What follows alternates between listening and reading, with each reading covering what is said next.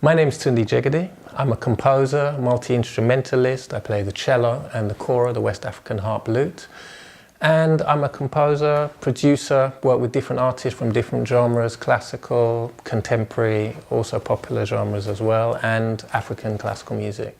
My name is Dominique Legendre. I'm a composer and artistic director of an arts charity called Strongback Productions.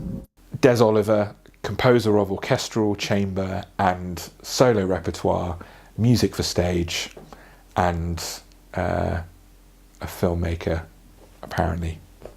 My name's Daniel Cadane. I'm a composer. I'm from London and I write orchestral, chamber and solo works for concert.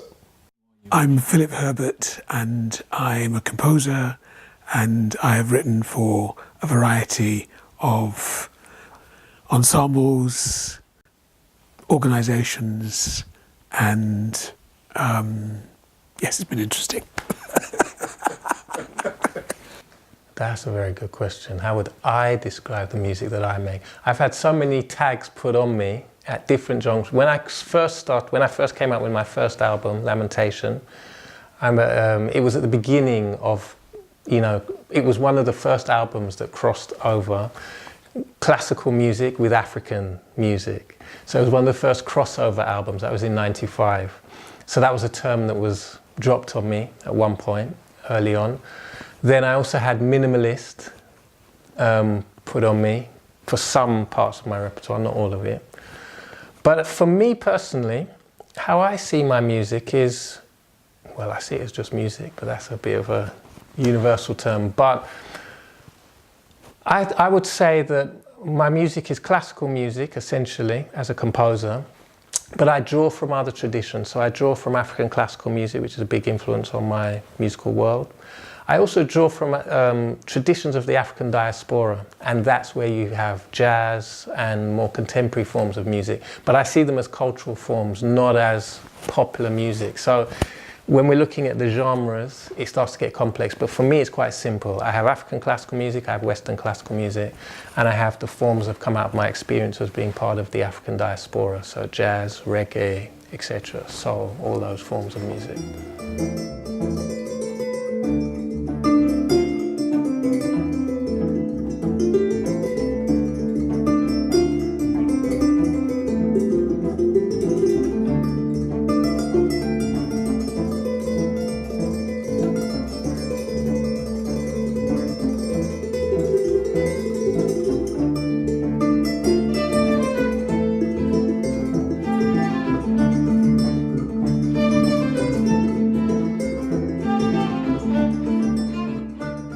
The most significant influences are in the fact that I was born and brought up in Trinidad, and the Caribbean, the English-speaking Caribbean and the French-speaking Caribbean, French Caribbean, have played an integral part of my life. My mother's from Martinique, so all of French Caribbean music, alongside the music that was present in Trinidad throughout the 60s and 70s, is very is integral to my sound world.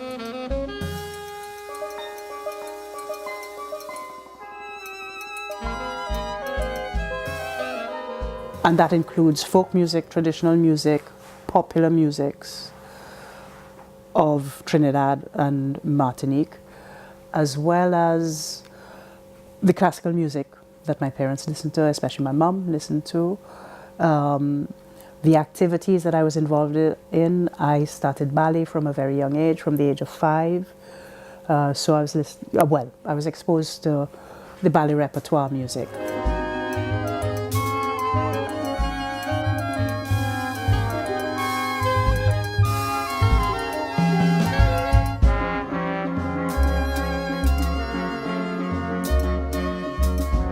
I sang in choirs at school from the age of 5, so all of that music, the music that we sang in those choirs was a mixture of traditional music, English music. In my school, which was an Anglican all-girls school, based very much on the model of the usual sort of grammar school, English grammar school for girls, the repertoire in music that we learned was taken from books, textbooks that came from England. So we learned English folk songs. I think the music I write reflects the music I was exposed to growing up. Motown, funk, soul, hip-hop, electro, house music, regularly interspersed with like Tchaikovsky, Stravinsky, Bartok, Debussy, Messiaen. And so I'm something of a kleptomaniac as a composer, in the sense that my music tends to be a sort of kaleidoscope of all of those elements. And although I thoroughly dislike the term, I often find myself trying to create quite immersive landscapes.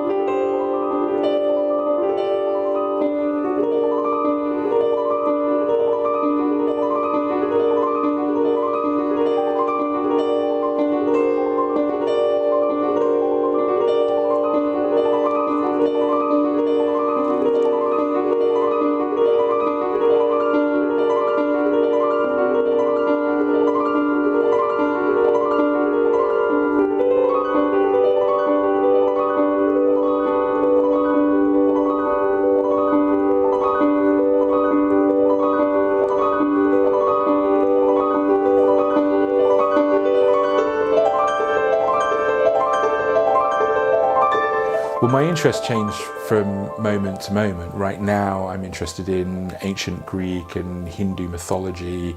I like the idea of fashioning textures for acoustic instruments, but using some of the processes within digital audio workstations. I guess in an attempt to kind of bridge the gap between what I perceive to be the ancient and the modern.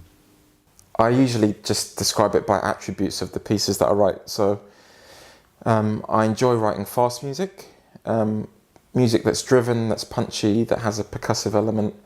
I think it stems from back in the day, writing fast music for me was quite daunting because of the rate of music that needs to be written. So if you write slower, you have less notes that could take up the same amount of time. As if you were writing a fast piece, you'd have to write a lot more notes to fill that space of time.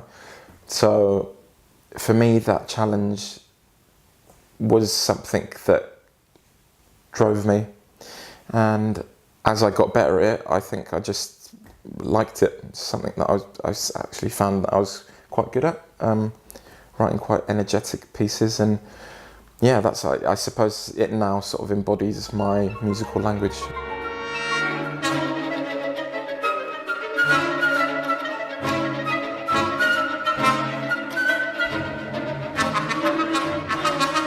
Not to say that I don't write slow stuff, or very sort of sonorous, sort of dulcet music, but I do like to write music with a beat and a drive to it. The music that I make has a variety of influences. Sometimes it can be purely Western European, sometimes it has black musical influences in there. It all depends on the subject that one is addressing, but it's also about being true to yourself.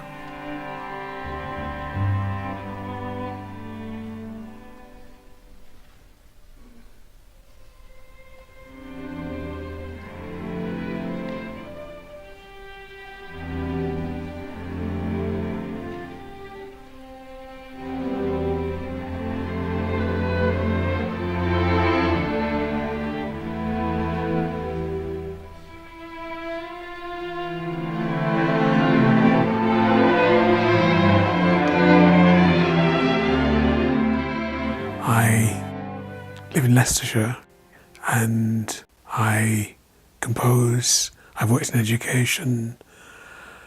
I'd say I've had a portfolio career doing a variety of things, from writing for publication to writing music to performing to creating projects for education, and have taught at primary school level to university level.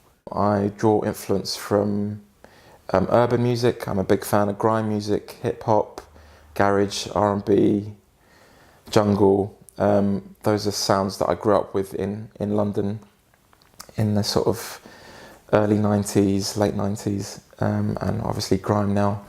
And my own cultural background is that my mum's from Russia, my father's from Eritrea, and from that realm I draw upon, Russia's got a massive lineage of composers and music, which is great, and where my dad's from Eritrea, they have lots of different tribes, so a lot of interest comes from the rhythms, and there's sort of sounds that could be recreated in a sort of orchestral context, but obviously not using the instruments that they have.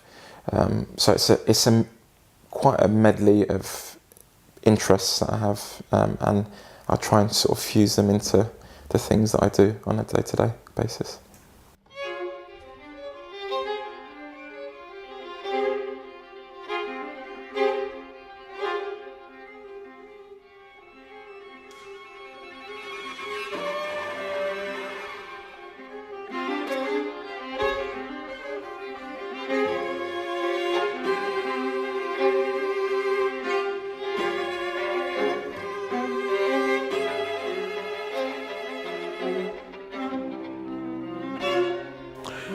My parents are from Nevis.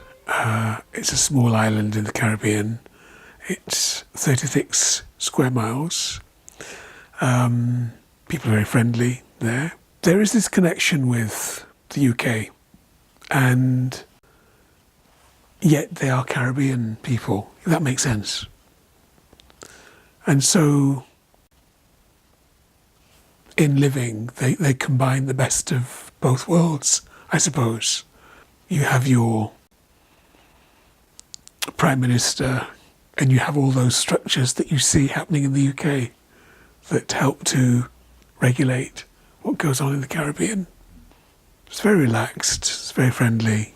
And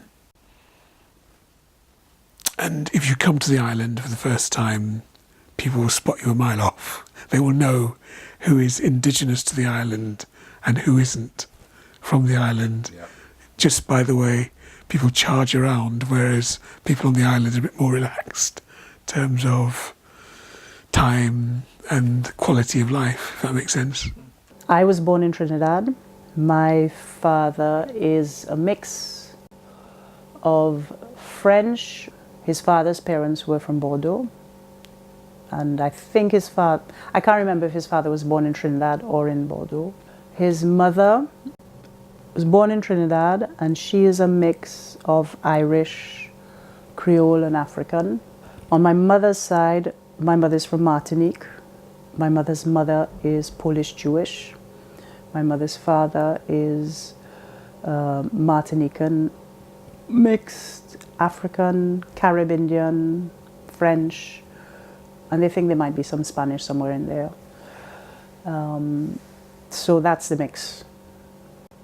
So you're probably familiar with I'm sure you're familiar with the jazz style fusion. Mm-hmm. Are you a fusion? Most certainly. I would say I'm typical of most Caribbean people, in that we have a mixture of at least two different ethnicities, races, whatever you call it. That's true. Everything that's there, you just put it in. Oh, as a person? Yeah. Yeah, for sure, yeah. I think anyone who's of mixed heritage is definitely, unless for whatever reason there's been a strand of your heritage that you've missed out on. But I think you're in a lucky position where you have from an early age this sort of mixture of aspects, whether it's languages, whether it's ways of thinking, traditions. I recognised it more as I got older.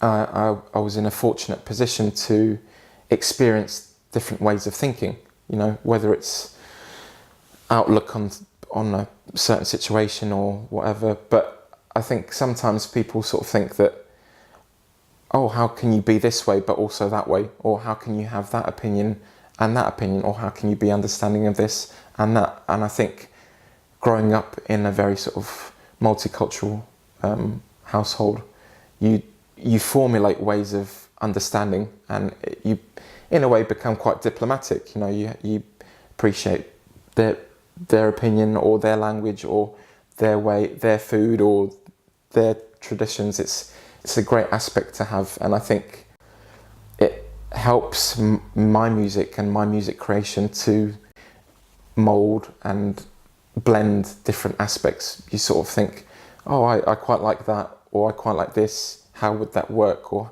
can I mix that like this, or can I mix that like that? Ultimately, that comes from my own upbringing as a mixed person. No, I don't think so. I'm not a fusion. I mean, it even comes down to race. When people say, are you, I don't know what they say, but mixed race, multi-ethnic, I don't know whatever people say. But for me, I would say, I used to say, I have double heritage. It's not mixed anything, it's double heritage. I inherit this experience and I inherit this experience. And many people have multiple experiences and multiple heritages. So, yeah, I just have a particular perspective on race anyway, in that regard, because I had to, because it's, with identity, it's very critical that you know who you are. For me, from my background, because I think a lot of so-called mixed race people can get confused quickly if they don't know the parameter, if they don't get hold of the parameters themselves and are given the parameters. I suppose you could say yes, in a way. But I don't think people set out to be anything in particular. I think people speak from the experiences of what they've seen and heard, and it just comes out in what they write. It's like a canvas, and you paint, but you paint from an experience and a perspective.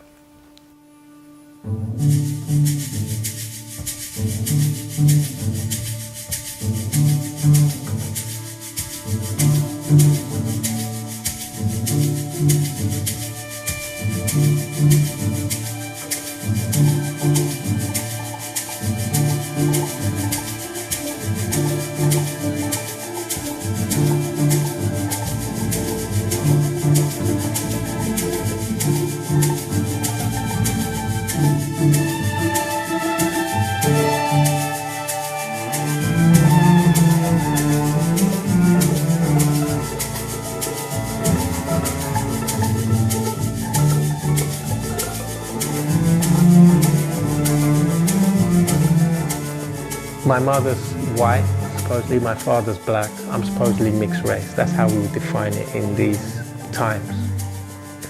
I have genetic information from my mother and her parents, who are white, European, whatever, or Irish, whatever ancestry.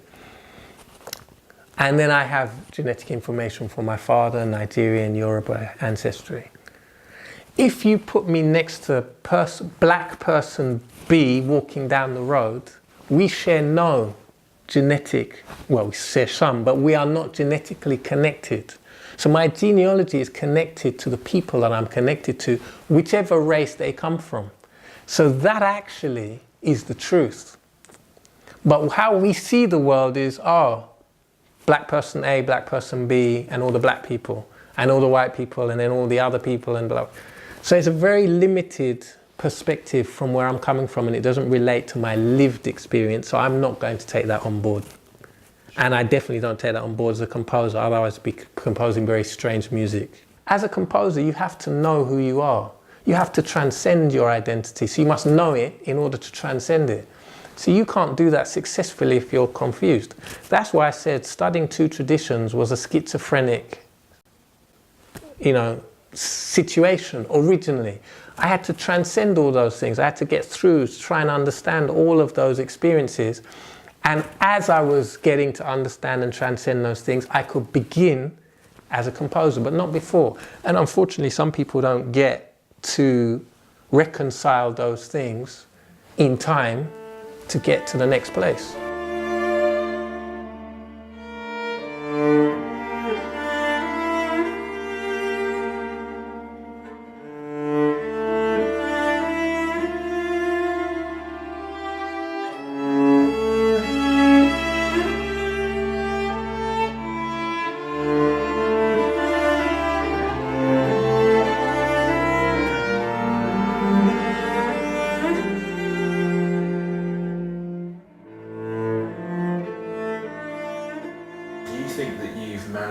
To successfully integrate those influences in your musical language?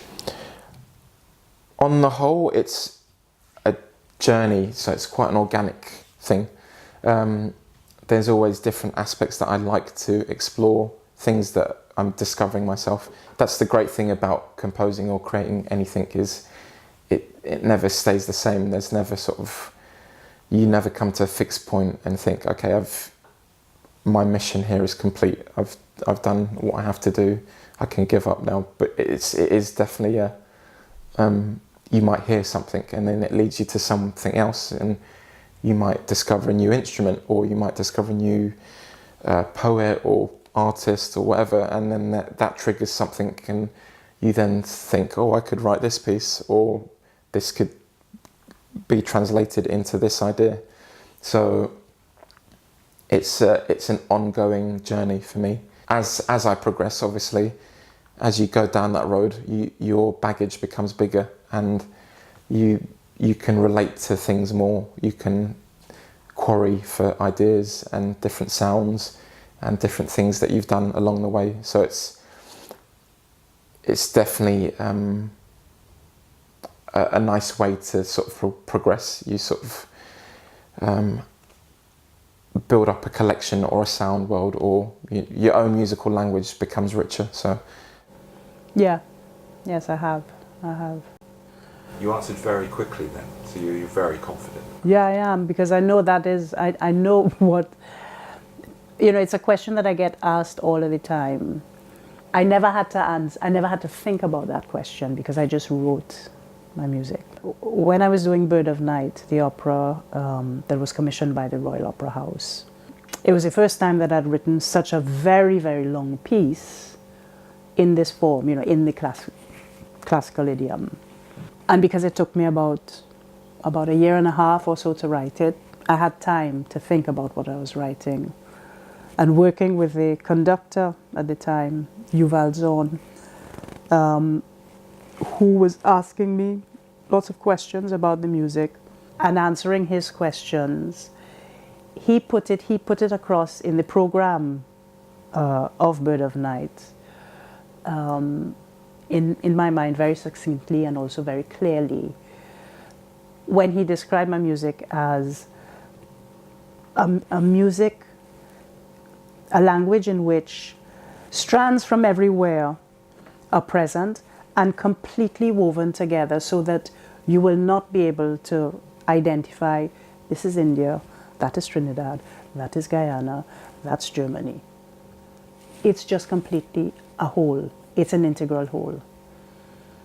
Young black people coming into classical music as composers, for me, it's critical that they bring the uniqueness of their own voice to the table. That, in a way, is the issue that I possibly have with, if you veer towards doing classical in the style doesn't really represent you at all, I would have a problem with that, because then it means you're not bringing your uniqueness. And I don't mean that your black uniqueness, but I mean what makes you different is your experiences, is your your alternative experiences from outside, and it gives a different colour, a different language. And as I say, all along that's gone on in classical music anyway, because East European traditions coming into classical music with Bartók, and everybody has brought their thing. The French composers bring the French thing, the Russian composers bring the Russian thing, and then we as people of the African diaspora, we bring our African sensibility. Why would you not bring it? That doesn't. Why would you do a pseudo-Russian thing or a pseudo-French thing or pseudo-British thing? Why would you not try and find an authenticity that is your own cultural thing, but to classical music? And all the composers have done it. The Russian school, the French school, the German school, they've all done it. So it's not unusual. It's quite regular, really. I think it's up to the composer, really. At the end of the day, it's you create your own language, and the language that you create is obviously a medley of your influences and what you like, and that can't be controlled in any sort of way unless you sort of have an agenda that you have set out as an artist to follow, whether some composers write protest music, or they're very explicit with the sort of message that they're trying to send out with their pieces or artwork. I write to create good music, and whether that's taking influence from my Russian side, my African side, my growing up in a sort of urban culture,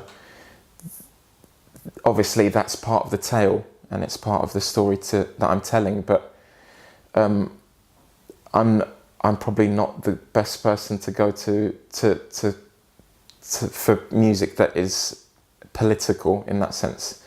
I'd much rather write music that is influenced by that, and it's a story to find out about that type of music and my own music. And I think in a sort of more global sense, it's also to do with class, which is a big issue in the UK especially.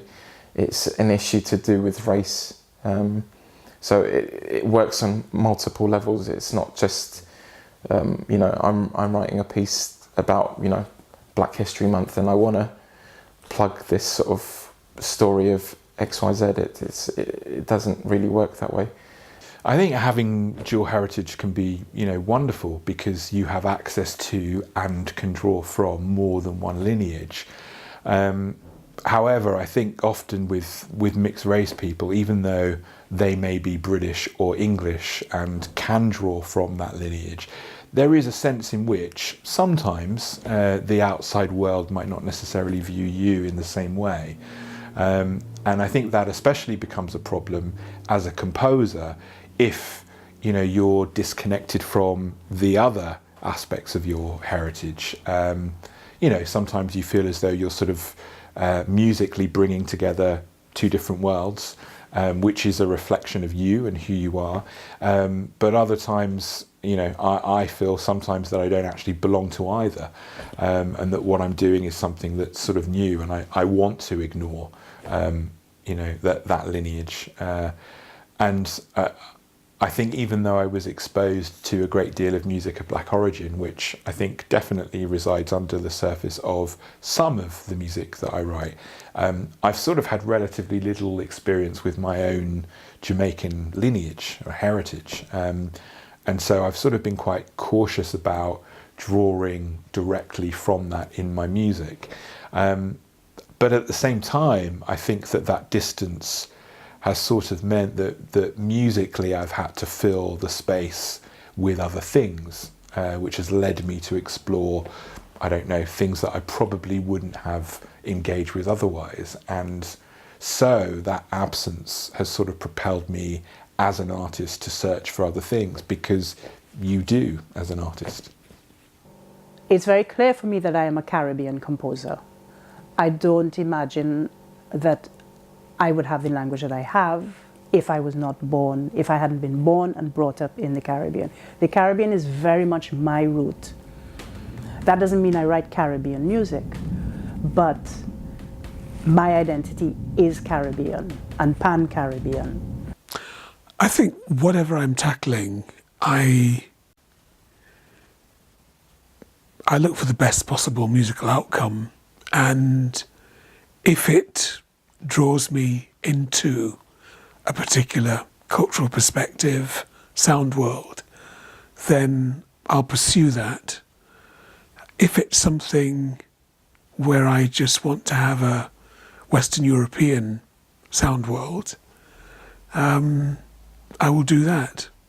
In a piece called Elegy, in Memoriam, Stephen Lawrence, I have a completely English sound world. And I guess I'm just reflecting on what it is to be an English citizen.